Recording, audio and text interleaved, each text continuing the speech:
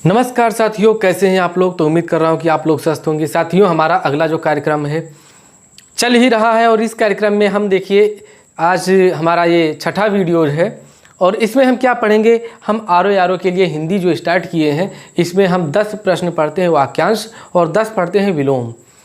आपसे कुछ बीच में गैपिंग हो गया तो उसके लिए क्षमा प्रार्थी हूँ। आज आगे से ये ऐसा नहीं होगा, लेकिन ये आप विश्वास कीजिए कि आपको अच्छा से अच्छा कंटेंट दिया जाएगा।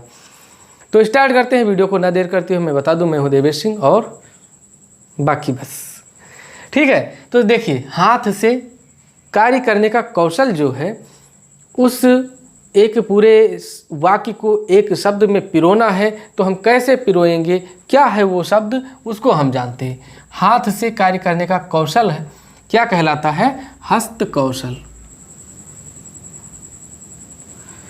ना टलने वाली घटना, कहते हैं कि जो घटना टलने वाली ना हो उसे क्या कहते हैं, होनहार।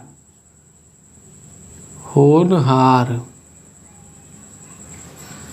जो दूसरों की हत्या करता हो, तो ये कॉमन सी चीज़ है कि इसको आप जानते हैं, उसे कहते हैं हत्यारा। हत्यारा, जो दूसरों की हत्या करता हो। दूसरों के हित की इच्छा, दूसरों के हित की इच्छा क्या होती है, हितैषणा। ऐषणा मतलब हित, इच्छा होती है, और हित मतलब होता है भलाई। तो एक शब्द में इसको क्या कहेंगे, हितैषणा। सेना का वह भाग जो सबसे आगे रहता हो उसे क्या कहते हैं, तो उसे कहते हैं हरावल। हरावल नाम से मतलब ये दुश्मन को हरा देती है, तो क्या कहते हैं इसको, हरावल। ये सेना का वह भाग है जो सबसे आगे रहता है। दोनों भ्रुकुटियों के मध्य का स्थान, भ्रुकुटी कहते हैं भौहें को। भौहें का जो कहते हैं कि भौहें का संस्कृत में जो नाम है वो भ्रुकुटी है। ये भौहें, और इनके बीच का स्थान क्या है, ये जहाँ पे हम लोग तिलक लगाते हैं, तो इसको क्या कहते हैं, इसको कहते हैं त्रिकुटी। त्रिकुटी। दोनों भ्रुकुटियों के मध्य का स्थान क्या कहते हैं, त्रिकुटी। सत्व, रज और तम गुणों का समूह क्या कहलाता है, बहुत बार पूछा गया है पीसीएस में, तो ये कहलाता है त्रिगुण। त्रिगुण। अगला है कि शीतल, मंद और सुगंधित वायु को क्या कहते हैं, त्रिविधा वायु। त्रिविधा वायु। त्रिविधा वायु किसे कहते हैं, जो वायु शीतल भी हो, मंद मंद चल रही हो और सुगंधित भी हो, उसे कहते हैं त्रिविधा वायु। प्रिय वचन बोलने वाली स्त्री, बहुत बार आरो में पूछा गया है कि वो है स्त्री जो प्रिय बोलती हो या प्रिय वचन बोलने वाली स्त्री, क्या कहते हैं, तो इसको कहते हैं प्रियंवदा। प्रियंवदा। जो व्याकरण अच्छी तरह जानता हो तो उसके लिए एक शब्द क्या है, वैयाकरण। मैंने पहले भी इसका आपसे उल्लेख किया है हिंदी का, जब टॉपिक शुरू किया था। देखिए, विलोम 10 विलोम हम पढ़ेंगे और उन 10 विलोम को भी हम इधर अभी लिखेंगे इसको हटा के। लेकिन मैं आपको बताना चाहता हूँ, अगर आपको विलोम एक बार में ही पढ़ना है तो वीडियो हमारा पड़ा हुआ है और उस पर हमने बनाया था, ग्राम विकास अधिकारी की परीक्षा के लिए मैंने बताया था कि कौन कौन से वीडियो उसमें आएंगे। तो वहाँ पे जाके आप प्लेलिस्ट में आप देख सकते हैं और अपना जो काम है वो कंप्लीट कर सकते हैं। कहते हैं कि विलोम की एक खासियत होती है, उस खासियत को अगर कोई जान जाता है तो समझ लीजिए उसके लिए विलोम शब्द बहुत ही आसान है, आसानी से टिक कर देता है। खासियत ये होती है कि जिस भी रूप में शब्द दिया रहेगा उसका विलोम उसी रूप में होता है। सेम इस तरह से आप याद कीजिए कि जिसका दुश्मन जैसे हम हैं, तो हमारे दुश्मन कौन हो सकते हैं, हमारे ही स्तर के दुश्मन हो सकते हैं, क्योंकि दुश्मनी बराबरी टक्कर में करनी चाहिए। ना तो अपने से कम रहेगा तब भी मज़ा नहीं आएगा, ज़्यादा रहेगा तब भी मज़ा नहीं आएगा। तो दुश्मनी का मज़ा तभी रहता है जब बराबरी में हो। तो इसी तरह से विलोम शब्द मान लो जैसे दिया गया है, कह दिया जाए कि विलोम शब्द तत्सम में दिया गया है, तो तत्सम का विलोम तत्सम होगा और तद्भव का विलोम तद्भव होगा। देशज का विलोम देशज होगा, विदेशज का विलोम विदेशज होगा, उर्दू का विलोम उर्दू में ही होगा, उर्दू फारसी जो भी है उसमें होगा।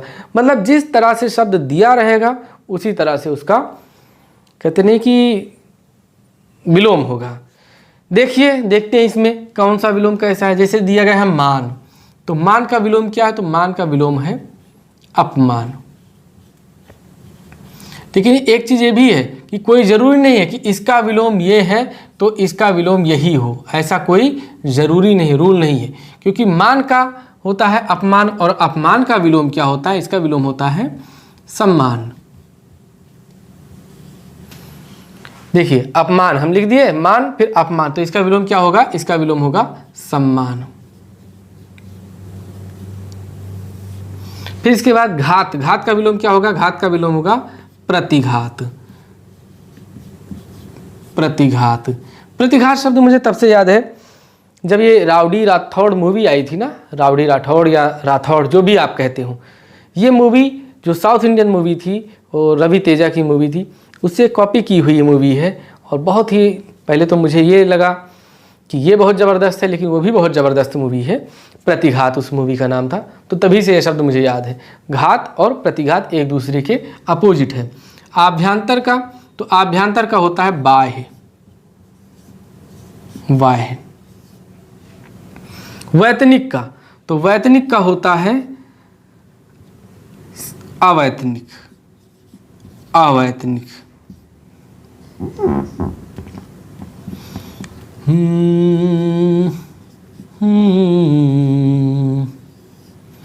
अगर अवैतनिक दिया है तो अवैतनिक का क्या होगा? अवैतनिक दिया है तो इसका होगा सवैतनिक। अभी आपको इसमें भी एक ट्रिक बताऊंगा, जैसे पिछले वाले वीडियो में मैंने बताया था, अभी बता रहा हूं। मसृण, इसका विलोम क्या होता है? इसका होता है रुक्ष।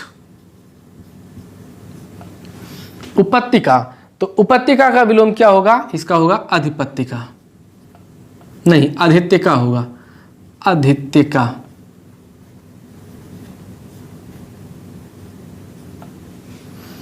अनिवार्य का विलोम कहते हैं, 4 प्रश्न है, चारों अनिवार्य हैं, लेकिन कभी कभी अनिवार्य की जगह पे ऐच्छिक दे दिया जाता है कि निम्नलिखित में से 10 प्रश्न दे दिए गए, किन्हीं 4 प्रश्नों के उत्तर दो। तब वहाँ पे अनिवार्य की अनिवार्यता समाप्त हो जाती है और हम कहते हैं कि क्या है? ऐच्छिक थे, चाहे जो हम करें इसमें से। अनघ, तो अनघ का विलोम क्या होगा? अघी, अघी। एक ट्रिक जो मैं बताने जा रहा हूं, ये तो हो गए हमारे 10 विलोम। ट्रिक क्या है?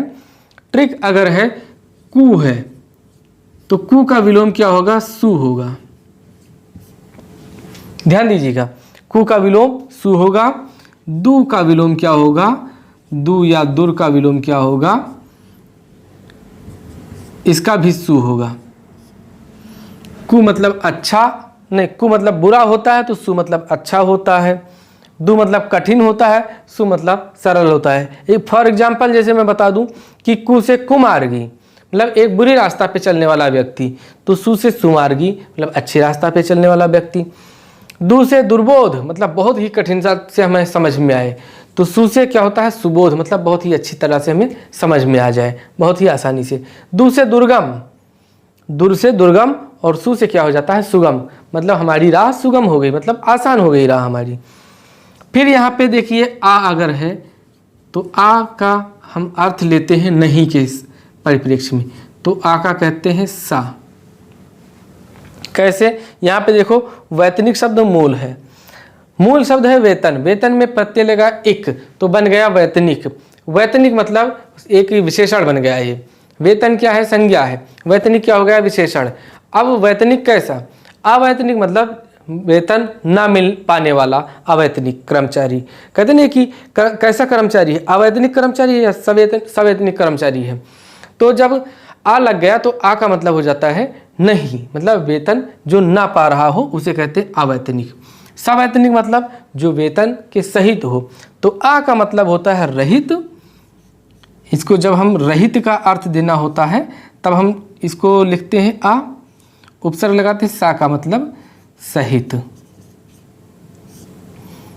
सहित। तो ये आपके ट्रिक थे और उम्मीद है कि आपको पसंद आया होगा। 10-10 थोड़ा थोड़ा पढ़िए, लेकिन पढ़िए ज़रूर, कुछ तो पढ़ते रहिए, कुछ ना करें तब भी हम कुछ करते रहें, ऐसा मेरा मानना है। और इसी के साथ लेते हैं आपसे विदा, तब तक के लिए नमस्कार, जय हिंद।